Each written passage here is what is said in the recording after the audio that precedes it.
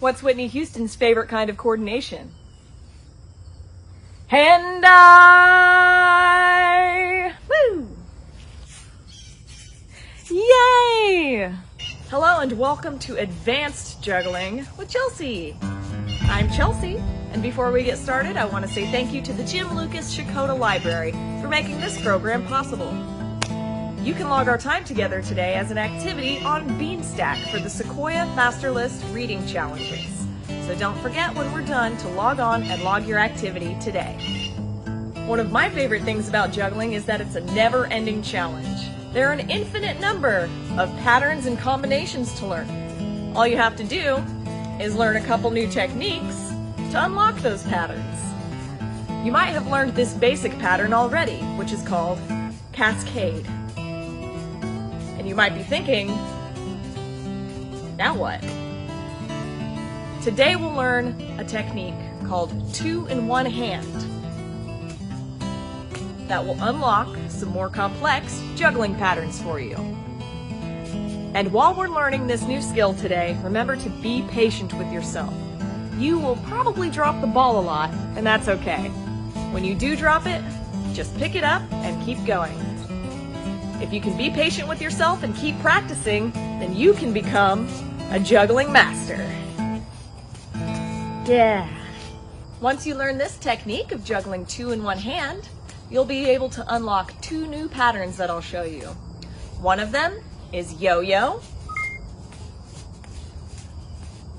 and the other one is 2-up, 1-up.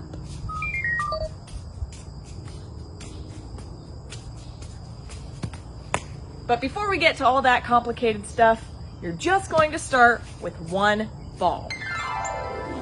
With your one ball, throw it and catch it with the same hand that you threw it with. Do this a few times and see if you can throw it to about the same height every time. You have to start with one so that you can get a really good feeling for the timing of what it feels like to throw it up and then to catch it with the same hand that you threw it with. After you practice with one hand for a while, practice with your other hand.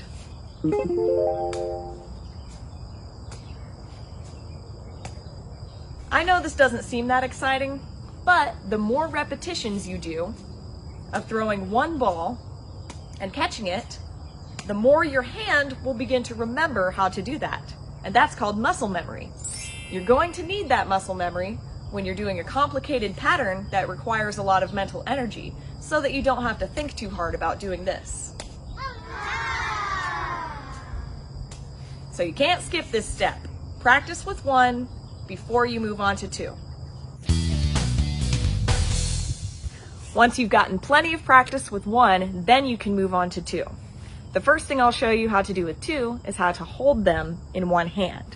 So, I have one of the balls between my thumb and my forefinger, like this, and the other one is between my palm and the rest of my fingers, like that. So, practice holding 2-in-1 hand until you get pretty comfortable. It might feel awkward at first, but you'll get used to it the more you practice. Once you can hold 2-in-1 hand, then you're going to try throwing both of them. Don't worry about catching them just yet. We're just going to throw one and then the other. Just like that. Try to think about waiting until the first one is on its way down to throw the second one. 1, 2. 1, 2. 1, 2. Time to practice with your other hand. 1, 2.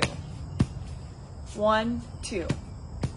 Something you want to pay attention to is throwing each ball to about the same height. Yeah. Once you've practiced that for a while, you're ready to move on to the next step, which is to throw both of them and just catch one of them. Don't worry about catching both of them just yet. We're just going to catch one. It looks like this. Throw, throw, catch. And let the other one fall. Throw, throw, catch. Throw, throw, catch. Everything you practice with your right hand, you're also going to practice with your left hand. throw, throw, catch. Yeah, you're catching the first one that you threw right after you throw the second one. 1, 2.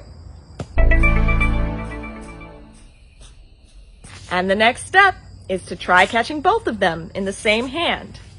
So, throw, throw, catch, catch. Just like that. Throw, throw, catch, catch. And remember, we learned how to hold 2 of them in one hand, and that's how you're going to practice catching them, so that when you catch them, you're ready to go again. Throw, catch, catch. Yeah, you know where this is going. Time to practice with your other hand. Throw, throw, catch, catch. Oh, you might be like me, and one of your hands is way better at juggling than the other one.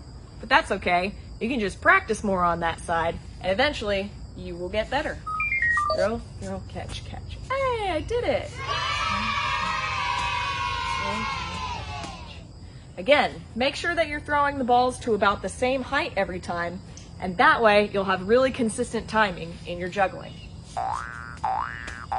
Throw, throw, catch, catch. Yay! And of course, the last step is just to try to keep it going. Ready? Here we go. Yay! 2 in one hand. See how I'm throwing both of the balls to about the same height every time? That'll make sure that I have really consistent timing. You might also notice that if you throw the ball a little higher, you have more time to catch it. Alternatively, if you throw it really low, you have to go super fast to keep up with it, and it makes it harder. So throw the ball high enough that you have plenty of time to catch it. And of course, everything you practice with one hand, you practice with the other hand.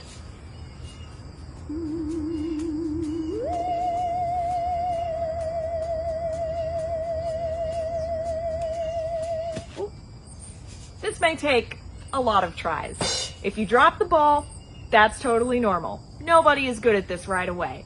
As long as you're patient with yourself and you keep practicing, you will get good at it. Now that you can juggle 2 in one hand, you can incorporate it into your 3-ball juggling. For example, this pattern is called 2 up, 1 up. It looks like this. If I take away this orange ball, you'll see that I'm just juggling these 2 in one hand, like we learned. And with the orange ball, I'm just throwing it and catching it with the same hand that I threw it with. When you put it all together, looks pretty cool. How you start is you're going to throw 2 balls at the same time, and then you're going to throw the third one in the middle, like this. And then keep it going. If you're having trouble with this one, you can put down one of the balls and just practice throwing 2 of them at the same time to the same height as each other. Oh, you might find that one of your hands is wanting to throw the ball higher than the other one. That's okay. You can work on getting it nice and even and consistent to make your pattern look nicer.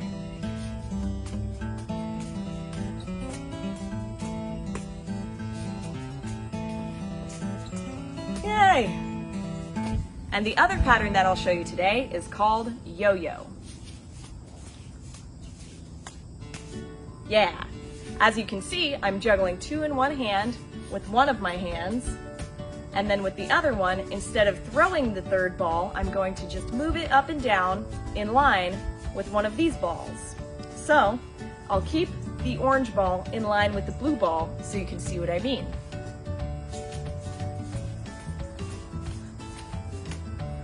And it kind of looks like a yo-yo. This one will take a few tries for sure. Took me a long time to get good at it. Of course, once you try it with one hand, you're going to try it with the other hand. Juggling 2 in one hand with this hand, and with the third ball, just moving it up and down like this. Whoops! Yay! Oh, I definitely need to practice more with my left hand. I am not left-handed. Once you've practiced these patterns a little bit, you can start to mix them up with your regular juggling. Just do some 2 in one hand, maybe go back into Cascade, do it with your other hand, yo-yo, 2 up, 1 up, oops. Just play around with it and have fun. As long as you're having fun, that's all that matters.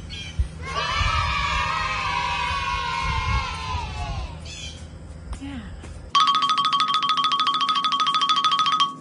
Here are a few reasons why juggling is one of my favorite activities of all time.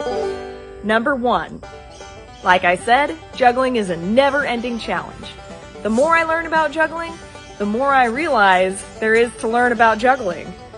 There are an infinite number of patterns and combinations to learn, and I love to challenge myself. It's so much fun! Number 2, juggling relieves stress. I don't know about you all, but 2020 has not been my favorite year. And when I'm feeling stressed about anything, I know that I can turn to juggling as a way to calm down and cheer me up at the same time. Something about focusing on juggling really helps to soothe my mind. Never fails to put a smile on my face. And number 3, juggling brings other people joy.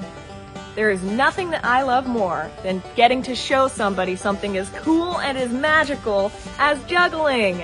I love it when people have never seen it before, because I remember the first time I saw somebody juggling and was so inspired by how they were so good at it. So I hope that this video inspired you today to keep practicing and to keep challenging yourself so that you can get good at juggling. Yay! Thanks for joining me today for this virtual program brought to you by the Jim Lucas Checotah Library. And don't forget, you can log our time as an activity on Beanstack for the Sequoia Master List Reading Challenges today.